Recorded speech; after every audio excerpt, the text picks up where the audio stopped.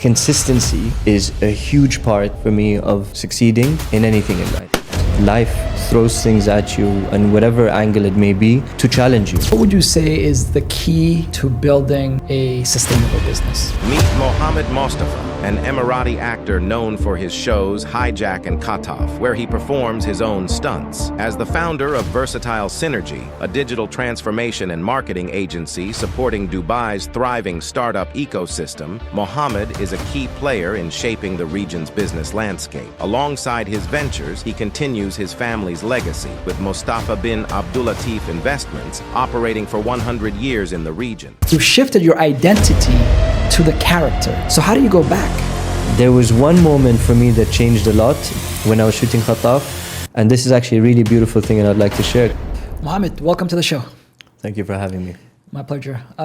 As we always like to start, first question is about freedom. So what does freedom mean to you? Well, it's funny actually, because it reminds me of a question somebody asked me recently. They asked me what my favorite color was. There's a few of them, but then I did say like sky blue, and then they got a bit deeper and said why. And then I said it reminded me nostalgia. So back of my childhood, I was always, by Kite Beach, before Kite Beach was what it was today. I, always around the sea. I used to go fishing a lot.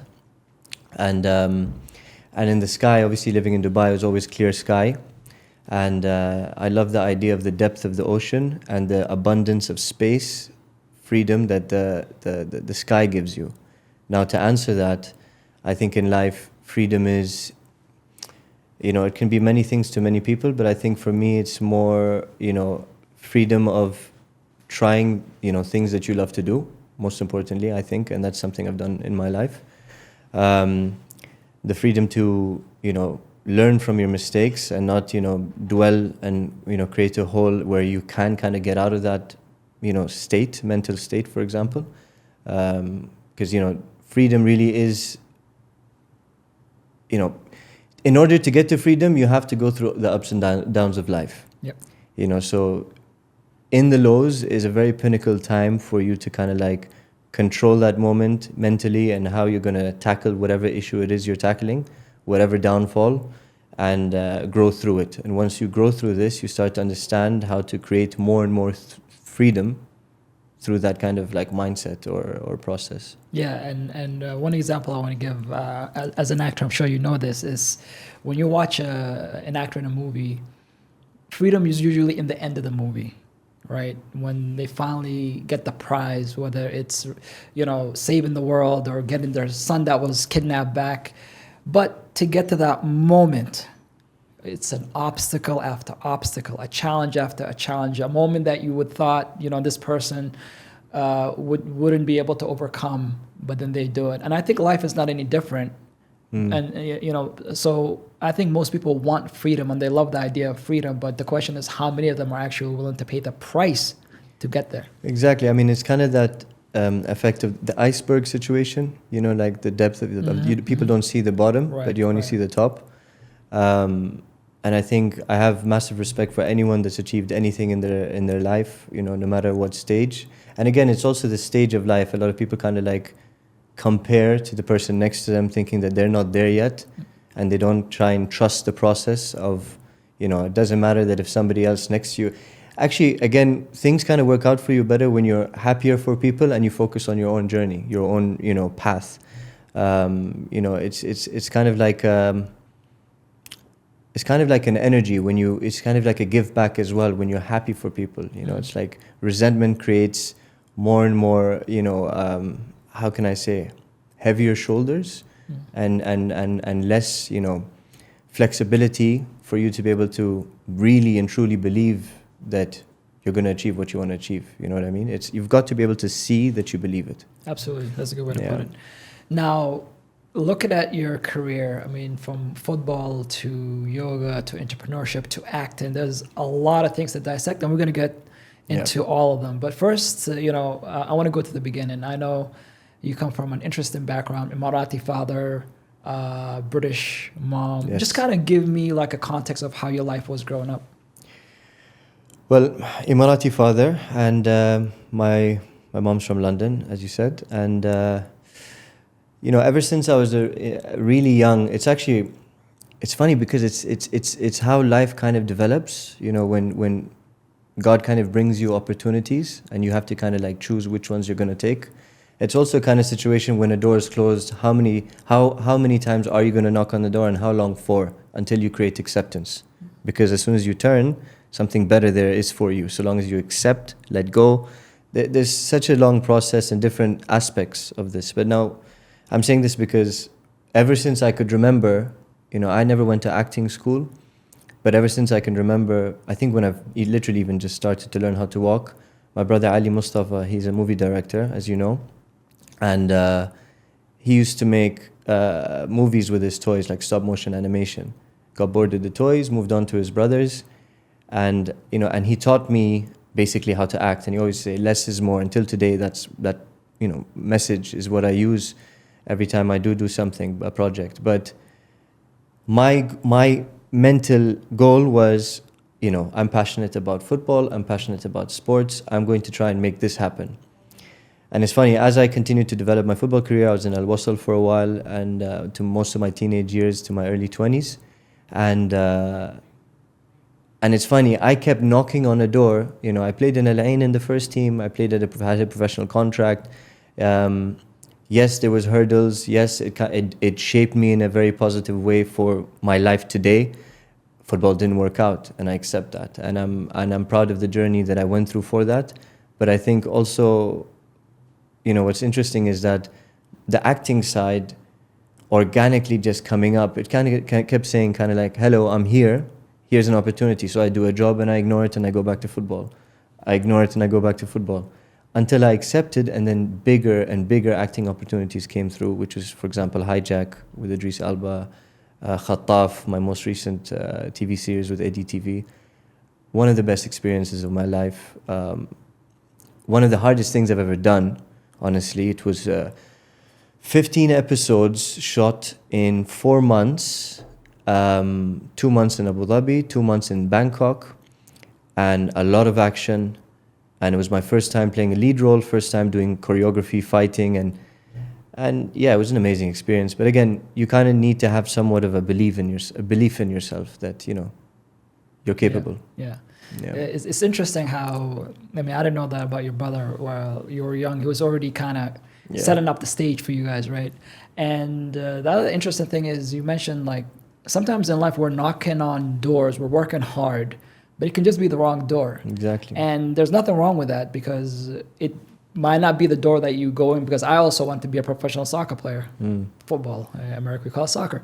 And I didn't have a plan B. I didn't see anything. Well, I don't know how you were, but basically, there was nothing in my mind. Yeah. I would be like, when I was 12, I'd be like, okay, I'm 12 now. I'll be professional at 21. Because back then there weren't like 16-year-olds or 15-year-olds like today who are playing at the top level. And then I'd be like, worst case scenario is 23. And then I can still play with Baggio, because that was my favorite player at the time. And so when that didn't happen, like it was kind of like a rough moment, even though I found other paths. So for you, when you were pursuing and you were knocking on this door, the moment you realized, hey, it's just not going to happen. Was there a point where you kind of fell down and you were, maybe depressed? Yeah, it does. I fractured my head 3 times throughout my career. And I think on the third one is when I decided that, I was going to stop playing. And I think, it's super interesting because like with football, as much as I tried to knock on that door, yes, it worked to a certain, level. But similar to, first of all, it's all about that internal dialogue you have with yourself, because I have been in a very low mentally, and hence why I ended up becoming a yoga teacher and started actually getting a lot into poetry and mindfulness and things like that, even getting much closer to my faith as well. But I think if you, kind of like tweak or fine-tune your internal dialogue, and kind of look at it, your life journey as like, kind of call it like a machine. And all the things that happen to you are the data, for example. And instead of, not looking back and analyzing it efficiently, in order to basically create acquisition or scale or become better or improve or find the gaps or whatever. You just, create a hole for yourself. It's really, really vital that you work on your internal dialogue. That's actually what's made a huge change for me. And again, it's never going to be consistent. You're never going to talk to yourself in the most positive way forever. Nobody can be 100% positive, but it's that moment where you find yourself being negative and how do you flip that switch. And I feel like I've been in moments where I had no control of that, and I feel like today I'm really in a great place mentally where I do fall into those pockets or, moments where I need to feel like I need to kind of like have an internal dialogue with myself, and they're much, much better than they used to be. And I kind of also look back at my life, and see, not only where I went wrong, how proud I should be of everything else that I did achieve, on top of the things that I did go wrong, which were the best things that happened to me. Everything that happens that are wrong, and not necessarily wrong, but, that were a challenge, let's say, actually define you or mold you into achieving actually what you want to end up achieving in your dreams. Would it be fair to say that without the low points of your life, you would not be where you are and who you are today? I think that sometimes I tell myself, can people be in a state like that without experiencing, hardship or challenges? And I really think it's just not possible. God tests you in different ways. Life, throws things at you, and whatever angle it may be, to challenge you. That's why we're here. We're here to unleash, really our best potential as in our careers, under our roof at home, in our personalities. None of us are perfect. We all have downfalls in certain areas. It's all about how we accept those things and grow through them, basically. So I don't think it's possible for anyone really on earth, because in life it's not possible to not have those challenges thrown at you. Yeah. I have 4 kids, and when you have children, one thing you quickly realize is that you can give them the best advice in the world. You can, because you've been there, whether it's high school, whether it's through, French, how to deal with and manage friends, and any other aspect of their life. But just as when we were kids and our parents would tell us certain things, you kind of have the mental idea that you know better, or you're going to figure things out yourself. And sometimes you just want to hug them and be like, please just grasp what I'm telling you. I wish I knew this when I was 15, 14, right? If there was one thing I can just tell people, and if I was able to just hug them and just be like, please just get this, is to appreciate the low points of your life. Appreciate the moments where you're in pain, whether it's financial pain, whether it's relationship pain, whether it's just feeling like you're not where you're supposed to be, because that pain for me is the gift that comes from up above, the gift that God gives us to say, hey, it's time for change. And for you to change, this is what I'm telling you. Because when you're comfortable, you don't want to change, you don't want to move, you don't want to do anything. But now that you're uncomfortable, now that you feel this pain, now you feel like something is off, it's time to take that action, it's time to do something. But some people let that sink them even lower. This is where a lot of people lead into depression. This is where a lot of people get stuck in a moment they can't get out of it. So for me, when I was in that moment, I found reading as a tool. I found self-development, personal growth. I started to learn about myself. I started to be like, oh, wait a second. Here's why I'm feeling like this. Oh, I failed at this, but guess what? So this, how many different people failed at the same thing? It's not the end. It's just a roadblock, and you can overcome it. For you, it seems like it was yoga. You found yoga as your path to rediscovering yourself. Can you tell us a bit about that? Yeah, of course. I mean, I went through that phase mentally about 5 years ago, very low, borderline depressed. And I think, yoga, I was actually in Copenhagen at the time. And then when I came back to Dubai, I actually met my brother's wife, who actually teaches yoga. And so she introduced me to it, and I started to practice every morning at 7 a.m., every single day. And I started to, the one thing I really loved about it was, yes, there's this whole mindfulness and thing about it, but it wasn't really a sport, because I come from competitive sport. It was you and your mat. So until you understand, when you wake up in the morning, you go on your mat, it's you and your own mat, and you don't turn and say, oh, that person's doing a handstand and I can't do it. And you start to kind of like understand that concept. You start to look at the bigger picture and about life being, it's you and your own, path that you're on. And I was very grateful for getting into it because, number one, it's a healthier lifestyle. It's good for the body. It teaches you, breath work, understanding the importance of breath, which most people neglect. We breathe about 20 to 30,000 times a day. Nobody pauses for a moment and says, let me catch my breath. Let me take a breather. Let me sit down. Let me, pause, And I remember when I did my teacher training in Thailand, which was another amazing experience. I did it in a place called One Yoga Thailand in Koh Phangan. Beautiful island, and I was there for 2 months. I just flew by myself there, and so every morning we had meditation for like 50 minutes. Just sat in this beautiful shala on the edge of a, like high up, but like on the corner of, it was just beautiful experience. But long story short, yoga helped in many ways, but I loved that aspect of, how it taught you to understand the self better, but also how it wasn't, because I'm coming from a sport background, then I was working in London, Mayfair, Scandinavian family office, very fast life, fast paced, competitive, something needs to close today, generate new leads, etc. It was very fast. There was never a moment to just chill.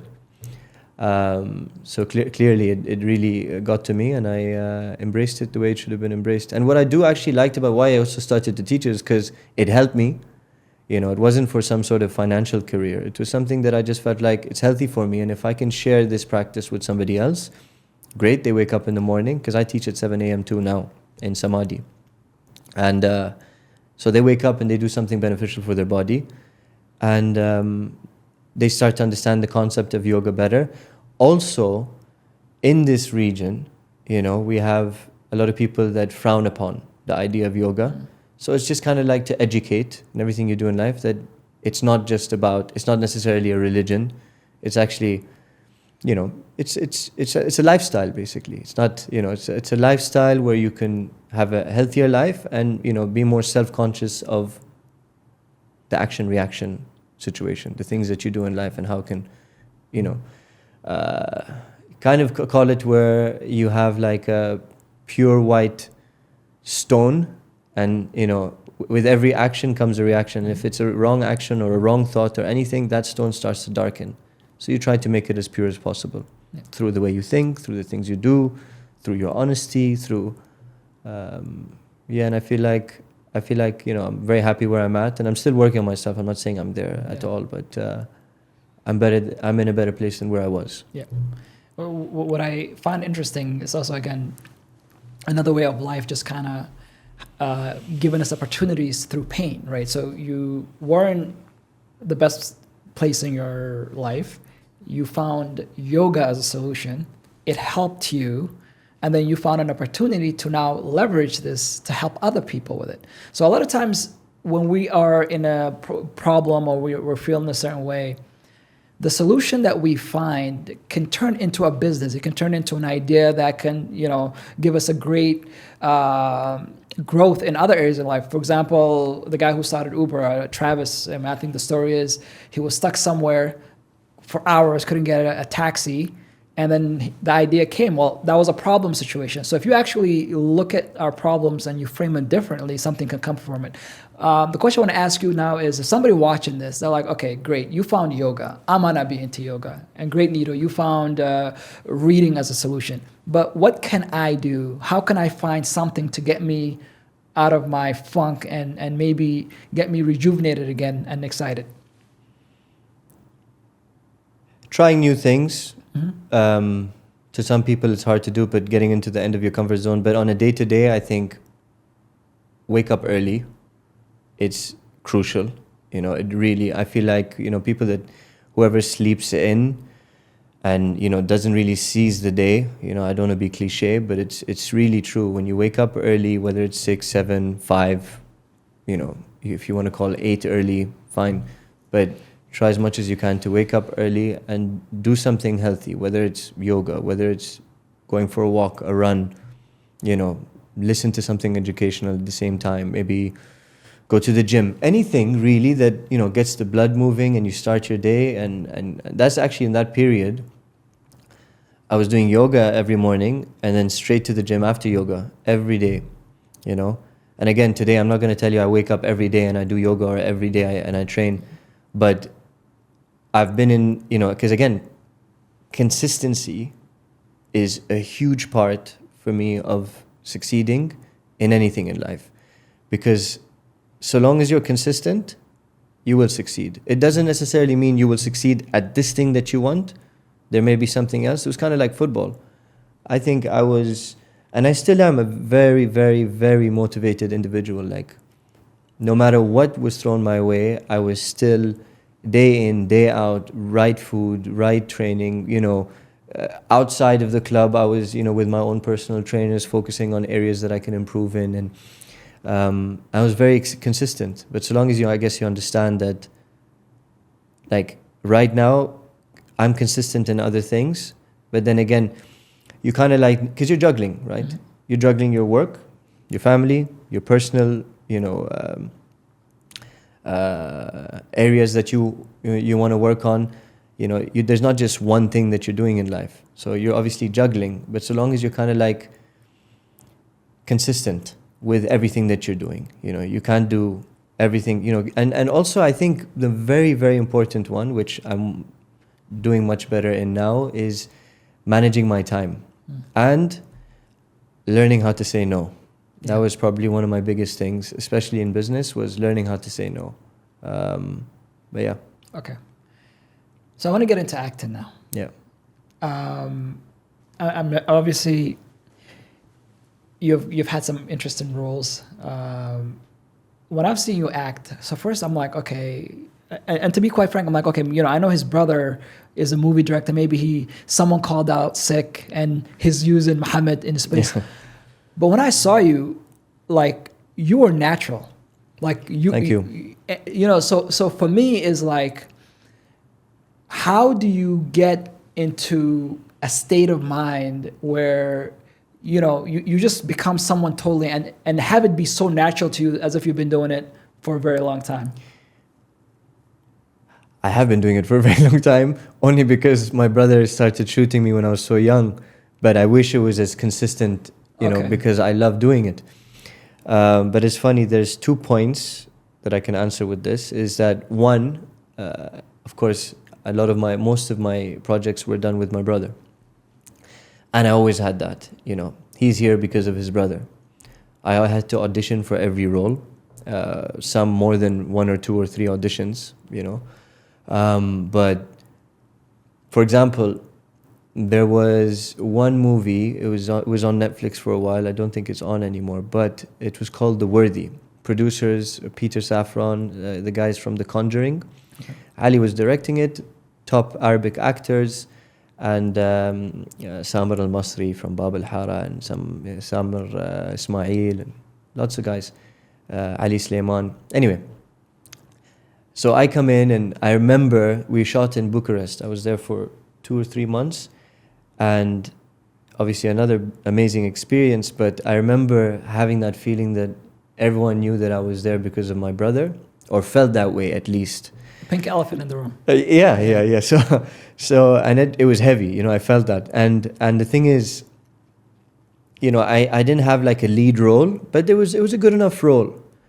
But there was one scene that changed the game for me, which was a scene where I step on a landmine, and where I did my own stunts there, and then I had my leg, because of the injury on the leg, getting chopped off, you know, and then they had to, like, you know, heat and iron, and then, put it onto the wound. And you can imagine trying to pull a scene like that off. And we were in this warehouse, which was huge. It was like a very old airline warehouse where people would fix airplanes basically, and it was just airline wings all around us. And you can imagine that scene was a very difficult one to do, but that's where everything changed. I remember when I had to release the pain of the feeling of my leg getting chopped off, everyone, because there's a lot of people behind the camera, I could just see the faces change. And that is the most beautiful feeling. That's one, proving that you are worthy. I had that feeling when I was in Hijack. I was like, I'd turn around and see all these actors that have, been in huge projects, of course, Idris Elba and so many others that were there. And I asked myself that, but then I changed that because I was already there mentally. I changed that internal dialogue and I said, no, I'm worthy to be here. Mm-hmm. But in acting, another beautiful experience I did have was shooting Khattaf. For me, acting-wise, was by far the most exciting, most rewarding. Because I start to understand how capable I am, not just in the acting and what else I can do in acting, from the fighting to the stunts to the carrying a lead role. It was acting in two different languages, and there was one moment for me that changed a lot when I was shooting Khattaf, and this is actually a really beautiful thing, and I'd like to share because. They say, when you're an actor, you kind of need to understand the character and really dive into that. And a lot of the top actors, they do method acting and they become the character before actually shoot. Like they are the character until the project is done. Now, I did my best to fall into the character of Khattaf. And I remember anytime I had a scene where it was kind of like emotional, I had to kind of like dive into Mohammed's traumas and bring out that emotion. But over time, after consistently shooting on and off again, 12-hour days, 13-hour days, all night, all day, fight scenes. Anyway, long story short, there was this one scene where, I don't want to ruin the show, but midway, where I had to pull out an emotional feeling for Khattaf. And as Khattaf, sorry. And I started to notice that I'm no longer thinking about Mohammed, but I just became Khattaf because I was just thinking about whatever was going on in his situation, and the emotion actually came out. Like the tear would come out, the feeling would come out, and I actually became the character because I was shooting this character on and on again. I kind of like evolved naturally now and became this character. And I felt like that's where I was like, okay, this is a next level. I've improved in this aspect. Where else can I improve? What else can I do? But it's an amazing feeling. Like I miss being on set so much. So I actually want to go back to that what you just said because it's interesting because now you've shifted your identity to the character. Yeah. So how do you go back? And is it an easy transition? I guess, to some, obviously, about some actors having difficulty with that. That's why I'm asking. Yeah, like major difficulties with that. Yeah, so like. The Joker, I know. Yeah, exactly. Again, I guess, I was told that, when you're done, you're going to go through this kind of like process. I don't know. I think maybe it helped that Khattaf's story had a little similarities to my own kind of life, so it wasn't that drastic. And honestly, the downfall that I felt was having that, feeling that you're in your element, that high of being on set and doing what you love to do, and not only doing what you love to do, but playing a character. Because I did Muay Thai in Thailand when I was doing yoga as well. I love, training. I love doing the fighting training, jiu-jitsu, whatever it may be. So like doing a lead role and doing all these stunts, which is something I was just... Yeah. It was my heaven, basically. So I was, when that stopped, yeah, I did have this kind of like, God, it's like an itch to want to get back. I miss it, then it gets released, and then everybody starts buzzing about it, and then it fades, and then so you really have to balance, you know. But I'm grateful because I'm also, you know, I keep myself busy. You know, I have a company that does digital transformation and marketing, an agency called Versatile Synergy. You know, I've recently set up a company in Bali called More Bali Investments, doing real estate brokerage and development, hopefully on a later stage. And I have a few other activities and things that I'm doing. So it's keeping yourself busy helps a lot, you know, because when you do get, some people just have that one thing, and then when they do get on that low, there's nowhere to turn. But if you keep your mind busy, it helps a lot. Yeah. So I want to get to entrepreneurship, but I just want to highlight something. One thing I've always wondered living in UAE is like, look, there are a lot of great footballers. How come you don't see them play outside of the region? How come you don't see them play in Europe, or whether it's France or it doesn't have to be the Premier League. But you're actually the first Emirati actor to be on an international scene, correct?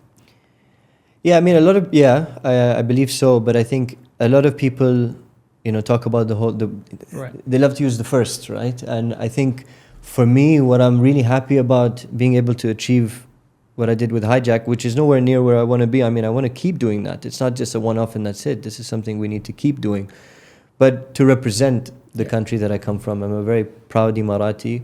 And, you know, we've been given a lot by this country and our leaders.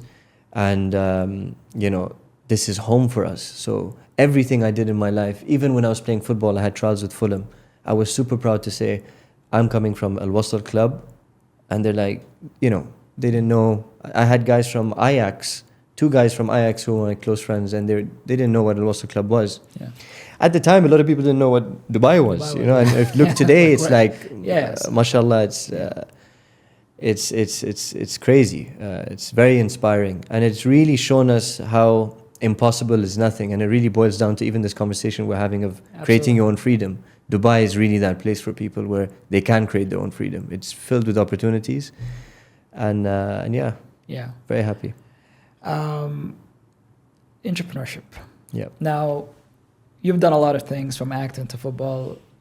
If I had to say, who does Mohammed see himself? Is it a piece of everything, or do you see is like, okay, I'm an entrepreneur first, and everything else just happens to be something that I truly enjoy and I also pursue? Or does everybody have the same share of everything?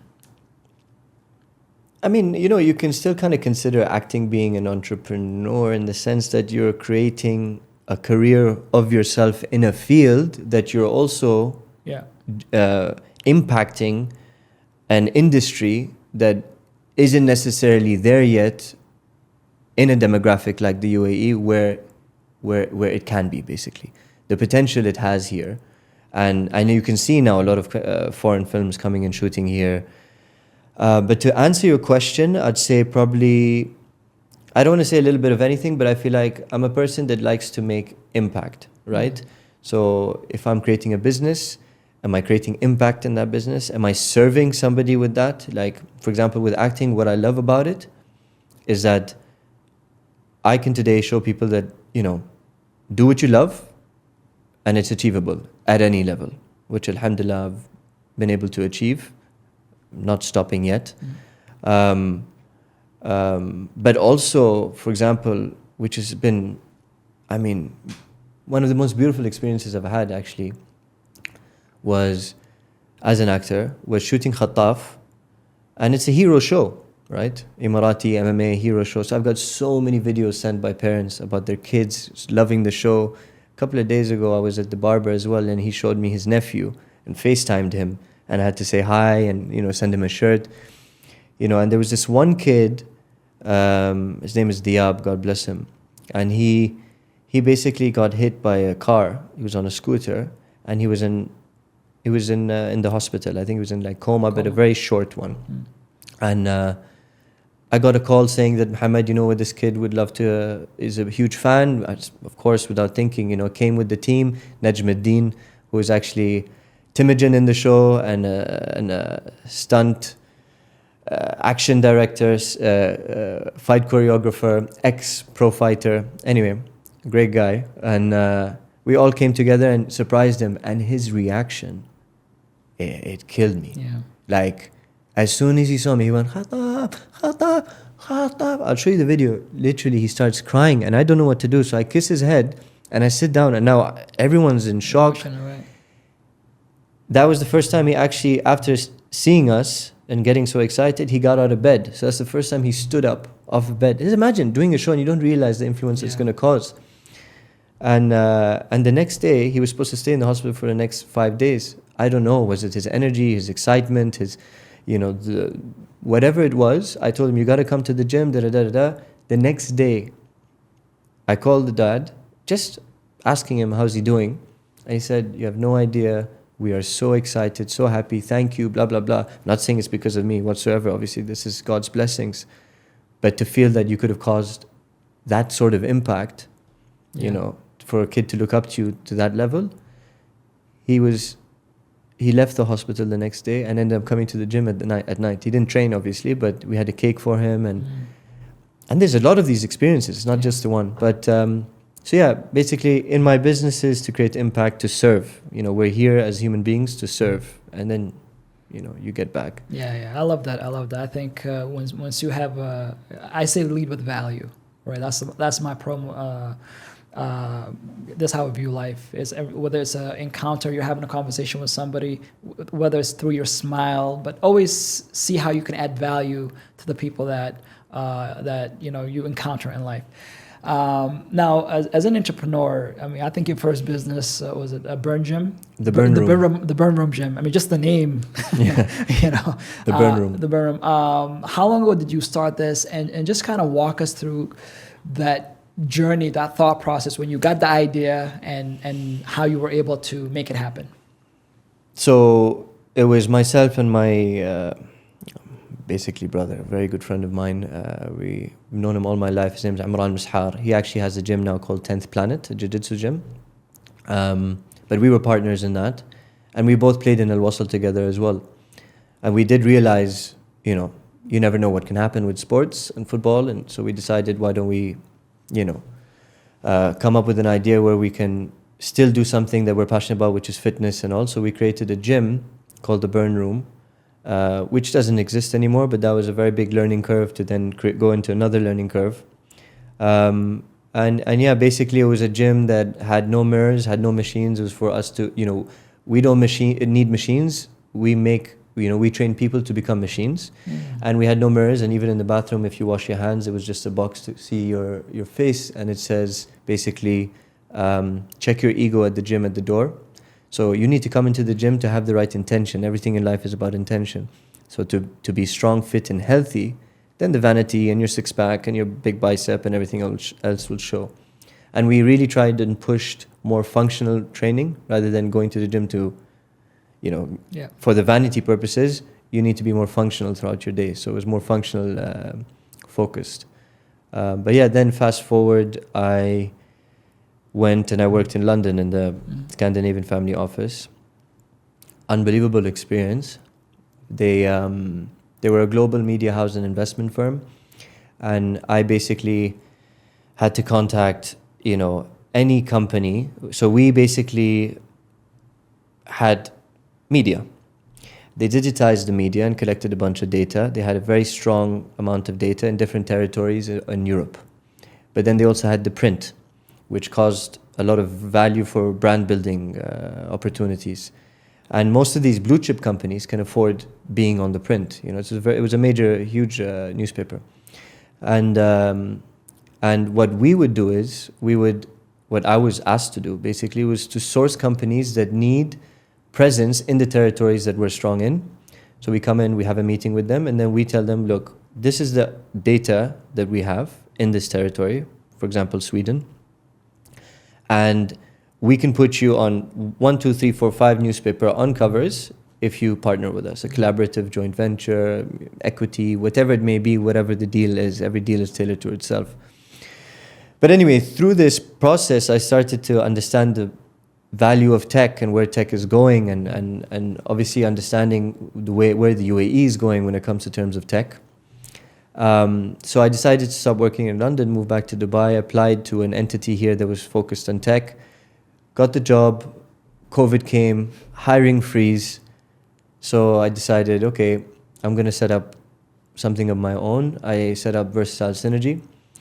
And so Versatile Synergy is basically an IT service and marketing agency. And the reason why I set it up was I noticed that in the market that people try to capitalize on capital, because we're living in a market that has high purchasing power, and a lot of these agencies take advantage of that. And I think when it comes to terms of marketing and tech services, you're not going to need one service. You know, if a company just sets up, you need a website, then you're going to need a management of the social media, you're going to need SEO, you might need to build then later on next phase an app, whatever it may be. We want to build a longer term relationship. So we make things more affordable. What I do also notice is when people say if it's expensive, it's good. But in reality, when you're running a business, especially if you're a startup, and in any business, doesn't really matter, you have a budget and you have to be efficient with that budget. So no, really, if it's expensive, it doesn't necessarily mean it's good. You kind of need to, be more efficient with your cost. So we kind of want to be those guys that can come and give you a valuable service. So not just in the IT side and the transformational side, digitally, marketing as well. And now, when I talk about marketing, I don't just mean, SEO, social media management. I mean like brand building. We can put you up on screens on the main road. We have access to get, depending on the entity, of course, because we work with startups, traditional family businesses here, enterprises, government entities. It really varies, depends on what their budget is and what they want to work with. We can get celebrities from Hollywood to come and do activations here. There's also something that's extremely important in business that we all know is your network. And obviously being Emirati, growing up here, I've got a very strong network in the sense of how I can leverage that to help the businesses scale. And that's where we want to be when we work with clients. So yeah, I mean, again, it's the journey, right? It went from tech in London, left that, government entity was supposed to happen, didn't work out, could have been a downfall, could have stayed on my couch and done nothing, decided to do something. But then again, Versatile now is almost 5 years old. And even that there's been many times where I was like, okay, maybe I need to try something different. Maybe I need to. But again, it's consistency, you commit, you believe in it. And honestly, today we are in the best place and we've got a fantastic team. And I'm just creating more and more value, exclusive value that not many people can access from different agencies, which is very important. And again, like I said, it's being more genuine when you because business is people. As tech is going so futuristic and AI and everything, that at the end of the day, it's always going to be people, right? So we're dealing with people.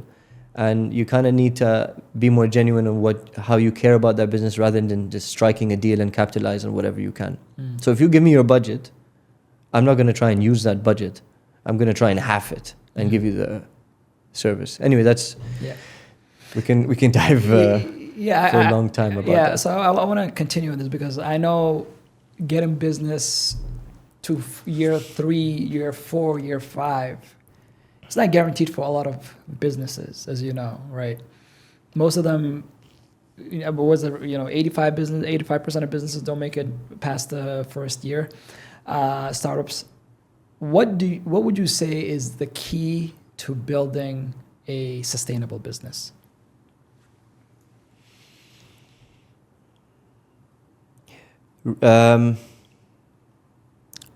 Relationship management.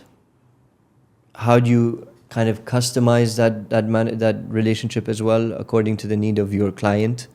I don't really want to I don't like that word, but and I can't call them partners, but the people you work with, you work together with people and making mistakes because you're going to make mistakes. You're still going to make mistakes so long as you're, tweaking those mistakes and improving them, not neglecting them.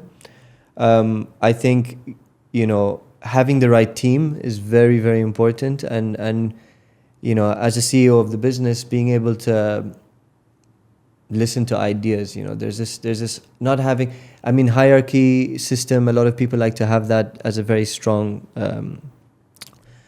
structure or system, but it's very important to sit on the same table, and hear everybody out, because that's why they're here. You're not here to just delegate. You're here to listen, because everybody has a value to add. I think that's important. There's got to be somewhat of a structure on that, because you also have a vision, and not that they can necessarily, and actually they can change that vision, but nobody really knows your vision as much as you do, it being your business, right? Because you've made all those mistakes. You've been there from day one, so you know it. You know where it's going. So yeah, I think there's plenty more, really. I mean, I think as an individual also is numbing your thoughts. Not getting too emotional with situations that happen, whether it's with the employees or a deal that didn't fall through, or something that you've been working on, because that happens for months and months and on, and then there's delay after delay after delay. Kind of like take it like a pinch of salt. Just believe and trust the process. Yeah. No, I like what you said earlier. It's really about people, because you can have the greatest product in the world. You can have the greatest solution in the world. But if your people, the people who work with you, the people that most of your clients will encounter with, if they're not aligned with your vision, if they're not bought into the direction you want to take the company to, guess what? You're not going to know the experience your customers or clients are getting. And sooner, as much as your product can be great, sooner or later, your company is going to fall apart. Hence, if you look at a company like Amazon, I hate using them as an example all the time, but you can't find a company that really thrives on this customer first centric. And it's not just Bezos's vision, it's the entire culture of the company. It's about getting the customer happy, right? And so for you is, making sure the team is aligned, making sure that everybody has the same vision, making sure that your team fights for that vision if there's somebody else that comes in the company and they're not aligned with it. So that your team is actually like in football, right? Like you set the best teams in the world have like Ferguson back in the day with United. I'm like, how is this guy who played for Bolton and was awful, how is he so good in United? It's not that he became a better footballer. He just came into an environment where the people all were aligned towards a goal. So in business, I don't know if that's what you experience as well, just to let the team be giving them, empowering the team to lead versus micromanaging and making sure that, everything gets done through your eyes only. Yeah, I mean, look, like I said, there's that. There's also, I think, like you said, the alignment is so important, right? So sometimes you can have someone come in and the energy is so important that it's very good to kind of like share your thoughts, but it's a very psychological thing as well, and you kind of need to understand people. So it's like if it's okay, like nobody wants a yes man. Yeah, that's an extremely unhealthy environment, and there's no point of having a team because everybody's just following you and saying yes, then you're in the wrong place. But also, if you have somebody that wants to tackle opinions or things that somebody wants to achieve, you kind of have to like be very aware and kind of like maybe because you may know one person more than the other or know both and each other don't know each other so well, so kind of like it's a family kind of at the end of the day. So you kind of like say that, this person kind of needs this kind of answer. If you don't like their idea, approach it in a different way because you don't want to bring the morale down. Morale in an environment, in an office, in a club, in a football team, on set is so important because that's energy. And that's the fire that really pushes that potential to unleash, the highest efficiency is the energy that fire from within, which is your morale. Yeah. So you have to be very, very, you don't want to be walking on eggshells, but you also kind of need to, know understand, like they say, know your audience, but also know your teammates, know the people you're with, because you can't just, throw comments, because some people can, and I've seen that happen, and I think it's throughout the years it's helped me a lot as an employee, because I also work in my family company, but actually it's funnily enough. So on the VC side of our family company, so our family company is called Mostafa bin Abdul Latif Investments. My great-grandfather founded it in 1924, so we just completed 100 years. Wow. And alhamdulillah. So it's a conglomerate, and we do a bunch of different things. So real estate development, service and manufacturing, distribution, and then we have our family office, PE, VC. On the VC side is to, see where we can basically help ventures of the family members, and are they aligned with our mandate. And Versatile actually came in organically because I knew that this is a traditional family business and it needs to embrace technology. So I came in and started to provide services. Then they came in as partners, and now us together are scaling the business. So we have a traditional family business with that level of credibility and know-how. And then you've got, the access of my network, the strength of our team, and the experience and vision that I want to basically, where I want to achieve this. And I think we're in a very exciting period right now. I'm super excited. What would you want your legacy to be? I know you're too young to be thinking about these types of things, but if we were able to fast forward, what would you want people to say about Mohammed at the end of the journey? There's so many different angles of that. It's a very good question. I guess somebody, it's somebody that worked hard, for sure, right? So somebody that worked hard, but not just, to make money or in my career, but worked hard to be a better person, and worked hard to create impact. When I say impact, again, not just in the sense of creating jobs but also, every single person you meet, you smile, you shake hands, and what impact have you given that person on a daily basis, and I think it goes back to, like, even me thinking now, like, as a man, we see different areas we need to improve in, and I think sacrifice is a huge thing, selflessness is a huge thing, and all those qualities, I think I'd like to hope to get to. I hope I'm there now. I think I can get better at them, but I think basically, to answer your question in a shorter way, is basically to be remembered as a person that was a good person.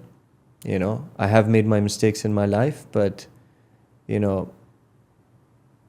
I'm trying, and I will continue to try and be better and better. And my purpose of being better and better is to serve, right? It's not being better for myself, but it's more so being better for my family, my future family one day, when I get married and have kids, inshallah, my work team, my every individual that I meet on a daily basis, people listening to this podcast. Have I affected you in a positive way? And that's basically what I would love to achieve, is to make sure that most people, at least, not everyone's going to remember you that way. And that's also something, a personal acceptance. You're going to have to kind of make everybody happy. But so long as I feel like, genuinely a lot of people look back and say that person, worked hard and did good for people. So, yeah. I was going to ask the last question, but I actually had another question that came to mind. I don't know how long ago it was, maybe a couple of months. With today, time flies. But I remember I was watching, I think it was your social media, it might have been Instagram, and you were on the set, and your mother surprised you. And I saw how much affection and pure love that you had. And when you just said the positive impact, it kind of rang a bell. Yeah.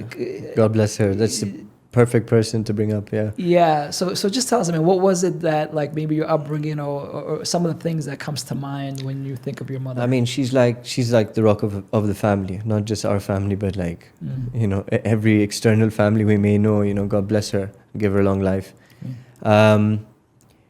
She's a very hard worker, and I think that's where I get my, you know, quality from, as well as my dad as well. But she's, you know, very inspiring. I mean, to date, she has a company called Blooms. I don't know if you know, it's a Blooms flower shop. Oh yeah. It's the first licensed business on Jumeirah Road. Back in the day, there was no businesses on Jumeirah Road, and we got the permission to get her, and she got it. I don't think I was born. And and she got, until today we have this company, and now she's doing like all the trade center exhibitions in Abu Dhabi. She's done the Maid Al Futtaim malls in Egypt, Bahrain, here for all the flower decorations. She's doing a great job, but also working on the hardest job there is, which most people frown upon, which is something I actually find funny, is being a mother. Absolutely. Being a mother is by far the most important job anyone can ever have, and us as men can never ever be that, or play that role, or understand it even. Absolutely. And I think I'm super grateful to God every day for the blessing of my mother. All of us are. And even when I was younger, this is how I am with following my dreams and chasing freedom, right? She always pushed me to do what you want to do. When I wanted to play football, she was driving me to the Fulham Trials, Crystal Palace, you know, on the phone, speaking to the clubs while I was in another camp training. And yeah, no, she's, I can't even put words. You can tell I'm speechless. I can't even, God bless her, really. And God bless all mothers. And I just think it's important today, because I think most people really, you know, neglect the fact and the importance of the value and the work ethic it takes to be a mother. Most people, you know, they say you have to be, as a female, for example, you have to be independent, you have to do your own thing. I respect both, right? But if somebody just wants to be a homemaker and a mother, don't disregard that, because that is by far the most hard and important role that's going to be played in not just our lives as being raised by that person, but everybody we end up meeting. You know, it's we create that impact through that teaching and impact that she creates in you. So no, I wanted to bring that up because I really thought that was a beautiful moment, and you can see the impact that she's had. But also, to add to your point, you know, we have these podcasts and we talk about all these success principles and what you need to do to get to the next level. But for me, there's no doubt in my mind, without my wife, I would not even close, because the support of when she's playing the mom to our kids, right? When she's encouraging the kids and she's instilling confidence, just as your mom did. I mean, you might not realize it, you might not have realized it then, but today it shows how important it is when your parents instill confidence in you. And it's actually the number one thing a parent can do for you is to instill that confidence, because as a kid, you don't know what you want. You want to try things. And when they give you this illusion that you can do it, and you can make it happen. In fact, me and Enes were watching a documentary on Di Maria, a really great documentary. And his mom used to the cycle, right? Yeah. And I don't remember the name of the stadium, but it was like, I guess. I saw it. And she would tell him, "Hey, one day you're going to be playing there." Now, when you're young, you don't know if that's true or not, but you're going to believe it because your mom is telling you that, right? Mm-hmm. And a wife can have that same effect on her husband. Like, I remember when things were shit and business was down and I was trying things and I was just trying to figure things out. And my wife at any moment could have been like, "Hey man, like, this is not for you." Like, they're our backbone. I mean, from mother to sister to partner. Yes. You know, the role that women play in our lives as men is absolutely. You know, God bless all of them and appreciate for sure. it. All right. So here comes the final question. Anybody watching this today, and they can have whatever dream they want to pursue, what advice would you give them to help them achieve it? I mean, I say it's straightforward, but it's not easy to do. But when you think it, decide it, believe it, choose it, go towards it, make the mistakes. The mistakes are fine. You're going to keep making them. They're not going to stop. And enjoy that process. And if you reach a point where that thing may not be achievable for you, and that's okay, be cautious in the way you speak to yourself, the way you I don't want to be cliche again and say love yourself, but it's really, really important about that internal dialogue. I said earlier about numbing your thoughts, because I do that sometimes, because before, if I were to go to a negative thought or something may happen to me, I could get triggered. Mm-hmm. But when you kind of numb it and look at it from an outside perspective and analyze it, you have all this information, you analyze that data without an emotion, you numb it a bit, you make better decisions. Your decision making becomes better because you're going to make mistakes.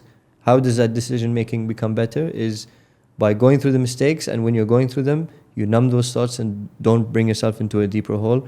Push yourself out of them and grow through those experiences. Absolutely. I mean, I say which is experience of life, the best. Yeah, you take action. We're blessed. And you are going to fail, but you can either have a feedback from it and be like, okay, how can I do it differently? Or you can say, oh, this is not going to work. This is what you mean by numbing your thought. Like, choose the thought that's going to lead you forward, not the one that's going to send you back. Exactly. Right? Yeah. Bro, thank you so much. This was great. Thanks for coming and sharing your insights. A lot of valuable stuff, and your story has been amazing. Amazing having you. And, pleasure being here. Great. Hope you guys enjoyed it. That's it.